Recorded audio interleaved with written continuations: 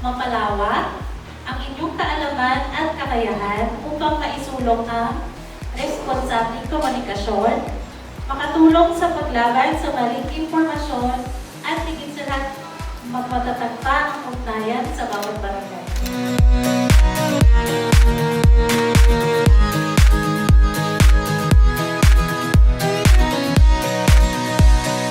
So, napaka-importante.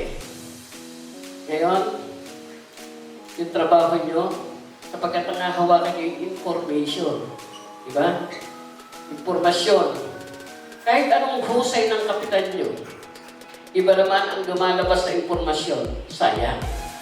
Minsan wala namang ginagawa sa barangay, pero magaling magkwento, magaling.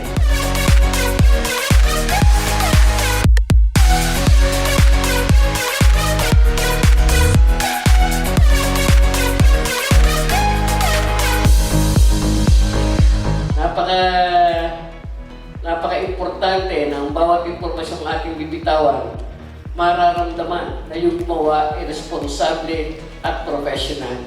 Ito, tinuturo na sa atin eh. So, series ito, huwag kayong bibitaw. Huwag kayong bibitaw. Kailangan ay masundan natin ito, yung lahat ng module dito. At kailangan yung lumalabas na impormasyon na sa barangay, lalo sa social media, mararamdaman na natin, mahusay ang gumawa nito.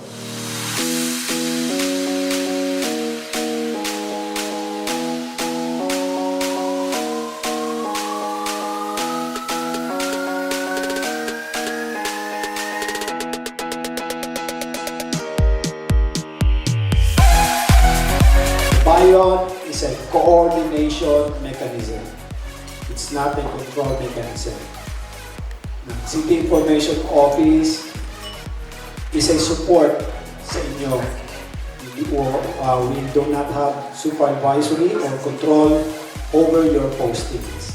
Sa Bayon, we recognize the independence and authority of the barangay as a separate local government unit. Okay?